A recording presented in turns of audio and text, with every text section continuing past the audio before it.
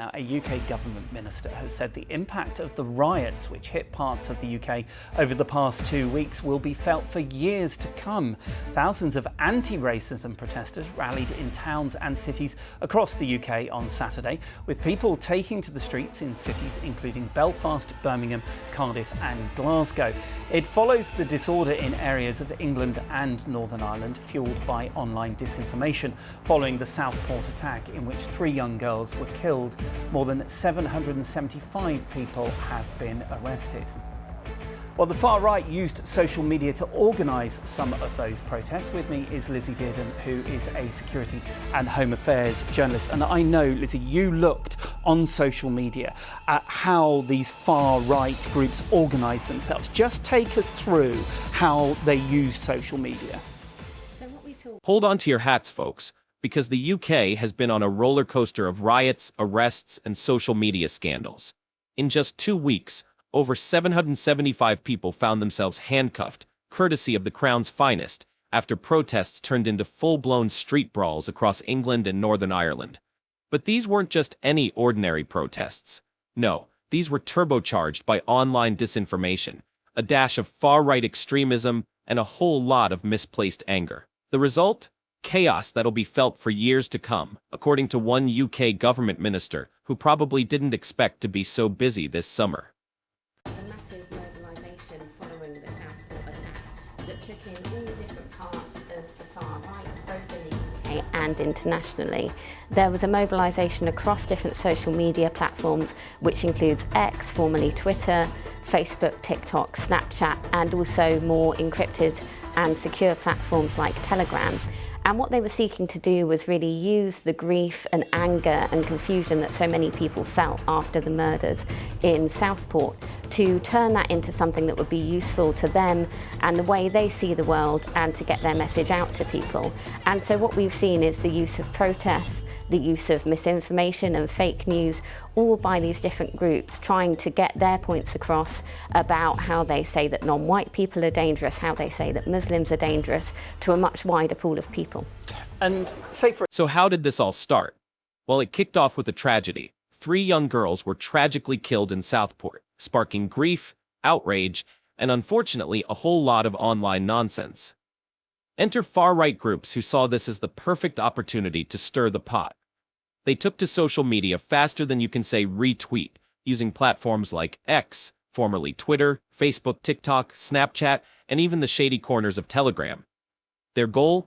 To turn that raw emotion into something they could use, aka street protests, with a side of chaos. According to Lizzie, our in-the-know security and home affairs journalist, these groups didn't just stick to one platform. No, they were like digital magpies, spreading their messages across every shiny piece of social media they could find. And what were they saying? Well, let's just say they weren't promoting world peace. Instead, they were peddling the idea that non-white people, particularly Muslims, were dangerous. The result? A wave of protests in towns and cities across the UK, from Belfast to Birmingham, Cardiff to Glasgow. Well, Telegram works like other social media channels, for instance like WhatsApp, in that you can join a one-to-one chat or you can join very large groups. And what we saw after Southport is specific groups set up with that name in the title so that people could find them. Some of them got up to 15,000, 20,000 people in them.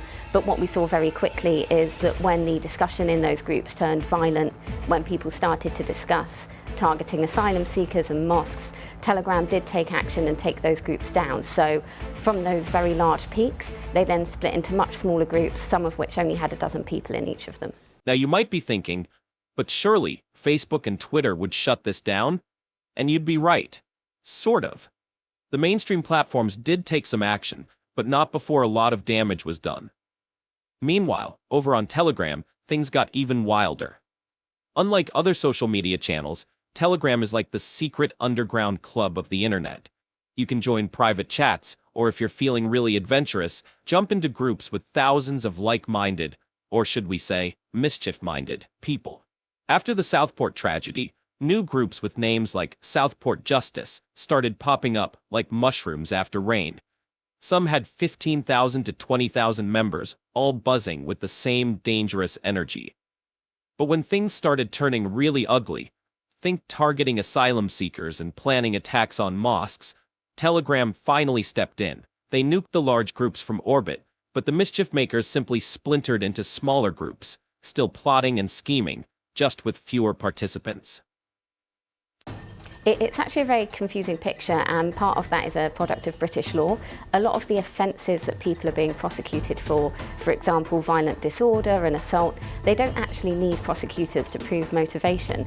But in court, a lot of people are saying, I'm not racist, I wasn't out there to attack Muslims, I was just caught up in the energy of the moment. And at the moment we're going through, I guess you could say, the slightly more simple cases, people who were caught on the scene throwing a rock, but it's going to get more complicated and more involved in that kind of motivation picture as we start moving into seeing people prosecuted for online offences where they've been encouraging people to come out and organising events. So at the moment, some people are denying any motivation at all, really. They're just saying they were simply there, but that may change as more cases come through the courts. Yes, and I suppose... Now, you might be wondering, who are these people stirring up all this trouble? Lizzie sheds some light on this murky world. It turns out it's a mixed bag. Some are longtime far-right activists, the sort of folks who've been on the radar for years. Others are newer to the scene, trying to keep their identities under wraps, like they're in some sort of extremist witness protection program. But here's where it gets interesting.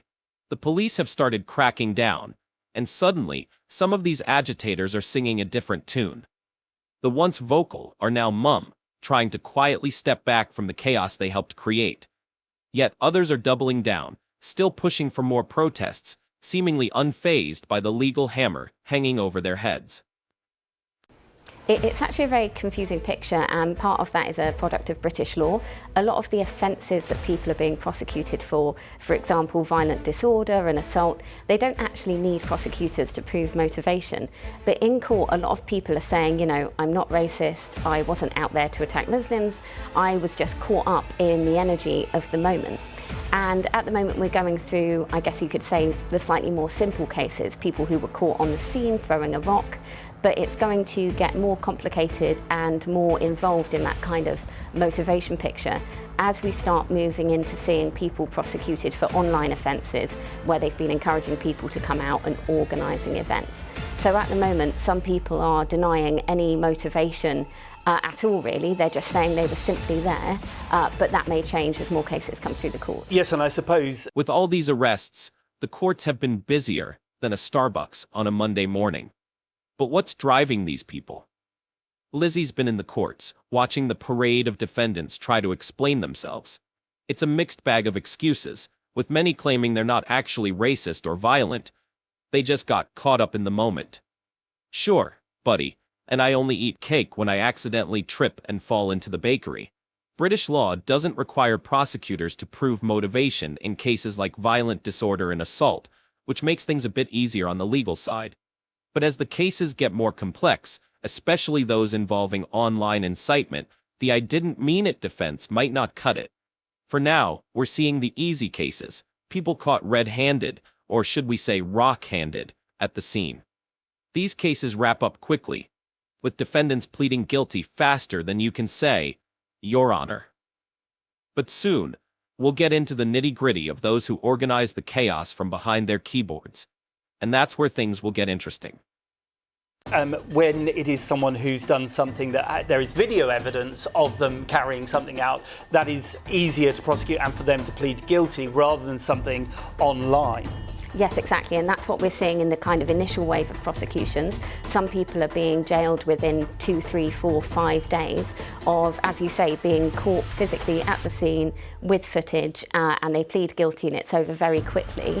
But we will start moving into a more complex space where people will start denying offences, or if more serious crimes are charged, then we might start going to full trial. Lizzie. Prosecuting someone caught on camera hurling a brick is one thing. But prosecuting someone for an online post? That's a whole other kettle of fish. The legal system is about to get a real workout as it moves into these more complex cases. It's one thing to say, "Look, there you are with the brick," and another to say, "Look, there you are with the inflammatory tweet." This isn't the first time the UK has had to deal with riots and social media-fueled unrest. Remember the 2011 riots? The courts were swift then too, and it seemed to work. Public disorder dropped. But that was then, and this is now. The current legal system is under pressure, with a backlog that makes rush hour traffic look like a breeze. As Lizzie points out, the big challenge will be whether the courts can keep up the pace, and whether these swift prosecutions will actually deter future unrest. So, what's next? More arrests are almost guaranteed, and the courts will continue to crank through cases like a well-oiled machine. Or at least, that's the hope. But the big question remains. Will this actually stop future riots, or are we just putting a band-aid on a much deeper wound? The far-right groups may have been knocked back on their heels, but they're far from down and out. And with social media still a wild west of misinformation, who knows what the next spark might be? One thing's for sure, the impact of these riots will be felt for years to come, just as the government warned. But whether that impact will lead to lasting change or just more of the same is a question that only time will answer. In the meantime, keep your eyes on the news, because this story is far from over.